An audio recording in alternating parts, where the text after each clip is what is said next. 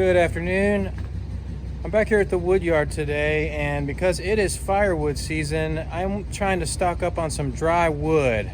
I got a few cords this year to sell, but I'd like to have more. And if you look behind me, this stuff has been sitting here for over a year, and it is bone dry, and it's in rounds obviously, and just been sitting here baking in the sun. So if I get this stuff split, it'll dry out fast. I mean, within a week or two, it'll be bone dry. That's what I'm up to today. I'm gonna get this splitter fired up and get on it.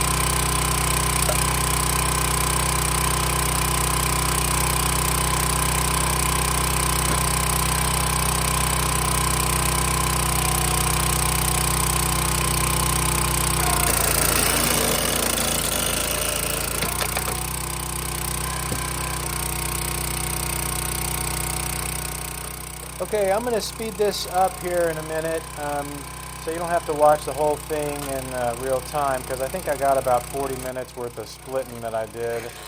But you can see, if you looked when that first split was made, you could see all the chunks that chipped off of that log and just fell off. It was real brittle. This stuff is dry. And as I state later in the video at the end, I do some moisture meter testing, and the cherry was bone dry. Some of it didn't even register on the moisture meter, like 4 to 6%. And the highest this Magnolia went was about 15% in the middle of it. And that's ready to burn. I mean, anything under 20% is good. And I would imagine that within a week or two of sitting in the sun, that outside layer is going to dry real fast, and it'll be the same as the cherry within a week or so. So this is totally good wood for this year, ready to burn.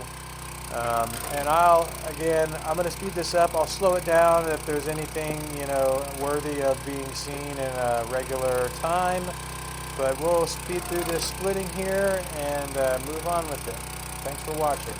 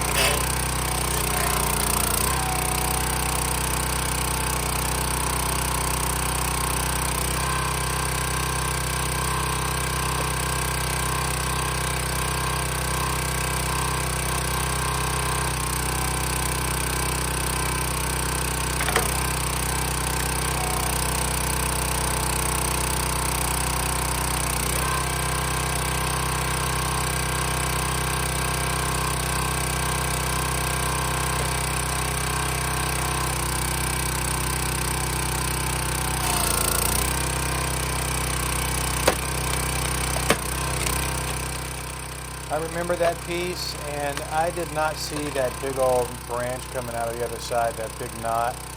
I picked it up and it was on the bottom and it was on the back side, so I didn't realize how big that was, but that's why it wasn't splitting and it started to break off.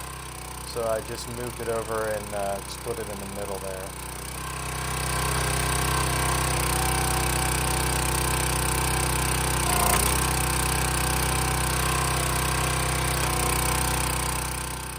And if you look at the end of that log, you can see the gray coloration on it, the discoloration and fading from the sun bleaching it out.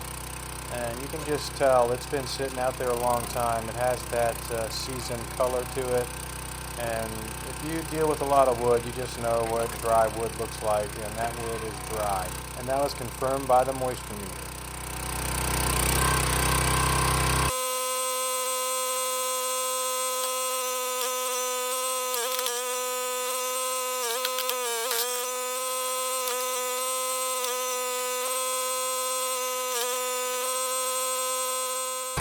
Since I have the power of a 25-ton splitter available, I thought I'd go ahead and try to split this piece. And if you can't tell how weird that is, it's got a big curve in it, and that is some funky stuff right there. But I messed with it for a minute right now, and then I put it down. But we're going to come back to that at the end, and I was able to get it to split, and went ahead and took it home and stacked it up. It's a little bit odd shaped, kind of, some of the pieces that split off. Some of the slabs are just kind of rounded or kind of curved. But I'll burn that stuff myself. I mean, if somebody buys this wood and I'll give them all the straight stuff, I'll just keep all that curved, knotted, weird looking stuff and burn it myself.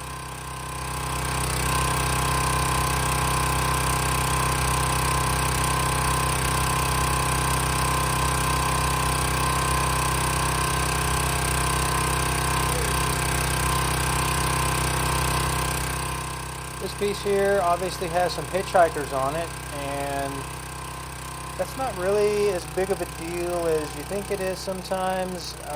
You can normally just kind of cut them out, and if you split it and they're in the middle of that, you can see that little rotten hole, and they were really just kind of hiding underneath the log and living in that hole a little bit and trying to make like a nest like on the ground underneath the log. But yeah, when they get that disturbed, they all leave, and they were all over the ground and everywhere. They spilled out, all those ants. But yeah, I just cut that middle section out and threw it in the junk pile, and they were gone. I knocked all the logs, tapped them real hard on the ground, knocked the ants off, made sure it was solid, cut the rotten part out of the middle. And then where I stack this on pallets at my house, underneath the ground, on the ground, I have treated with a termiticide, fipronil, which is, in my opinion, it's a great termiticide and ant killer. It lasts for 10 years. It's the same stuff that's on Frontline pet flea repellent and flea killer. I mean, so it's pretty safe for animals and humans and stuff. It's not like completely just horribly toxic chemicals. I mean, it's in pet collars. You rub it on your pet's skin or whatever. So I feel pretty confident that it's a good thing to use. And I mean, also, like I said, I treat the ground and like the perimeter around my patio and the cracks in the patio and stuff. And then I put the wood on pallets up over that. So the way that fipronil works is it's not an instant kill insecticide either. The ants or termites or whatever, it kills all kinds of any bugs. But they get it on themselves and then they track it back to the nest and it spreads around. And that's what makes it so unique and so effective as it spreads. It gives the ants time to track it back into the nest, and then once it gets into the nest, they rub it up against everything else in the queen and all over, and the whole colony dies. So within 2 weeks, it'll kill an entire colony of ants or termites or whatever. But you know, oftentimes faster than that. I mean, they don't live 2 weeks, but it might take 2 weeks to get the whole colony dead. So the ants aren't really a big concern for me. Like I said, they usually go away. I always say that. Anybody that splits firewood sees ants. That's just part of the, comes with the terrain. But that's what I do to kind of deal with them, and just cutting them out and disturbing them and knocking them out on the ground usually gets rid of them anyways.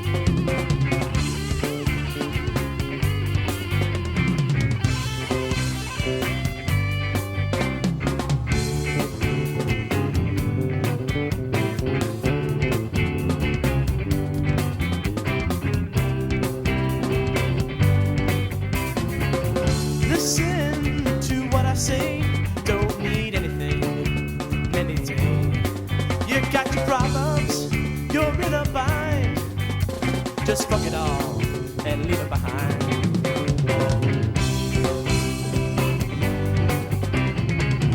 When will you ever learn?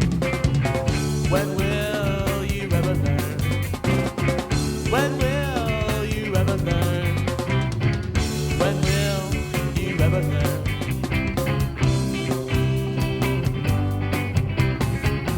Makes me, it's what you gotta do. Release your aggressions and you put on through. But don't mind me, say come on me, said makes me.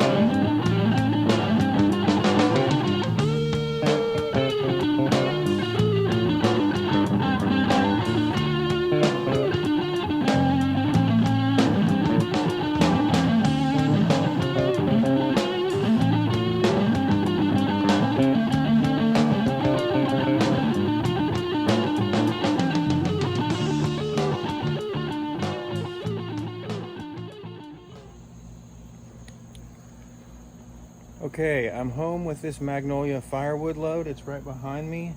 And I'm gonna put some pallets on the ground because these piles are reaching dangerous levels. The cherry over here is way too high and I don't want that falling over. So I'm gonna just kind of level these off and kind of bring the peaks down because I don't have any end caps, bookends on these piles. So they're just kind of big pyramids and they're way too tall. Now, this load of Magnolia and cherry I brought home yesterday is awesome. I did some moisture meter testing on it and it was down, it wasn't even registering on the moisture meter. I mean, it was going to 4%, 6% maybe. So it is dry and you can tell in the video how brittle it is. It just chips off and falls. But this is an awesome load of firewood and anyone would be happy to have this. Magnolia is actually a pretty interesting wood. It has a real unique smell. It kind of smells like if you've ever broken open a green walnut. It's got that real bitter kind of smell to it. That's what it smells like, and it burns good. It sounds kind of oddball to be like, oh, it's Magnolia, but I'm happy to have this. And if you had this wood, when you were done burning it, you would probably miss it. If you got a load of some big heavy oak that's, you know, you got to lug it inside upstairs and everything, and it's 80 pounds carrying a bag of it in and everything, and it's hard to get going and everything, you would miss this Magnolia when it was gone, I promise you. So anyways, I'm gonna get to stacking this. I'm just gonna put another pallet on the ground and level these piles off, and that's what we're doing. So here I go.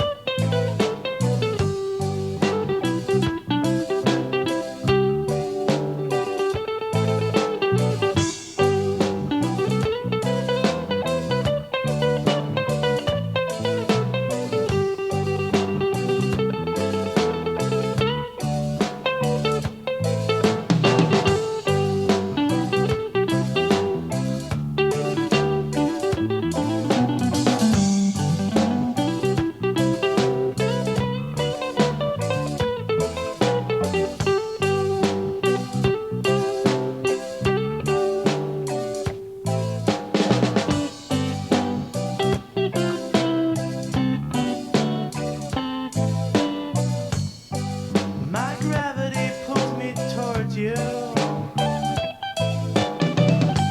and I feel we'll be alright in the end. My hesitation will respond to you.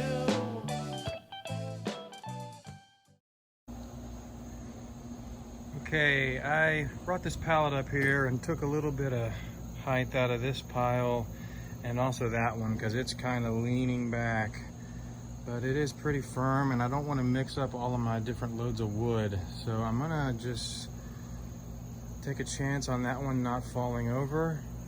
And I decided to leave this cool stack of cherry over here.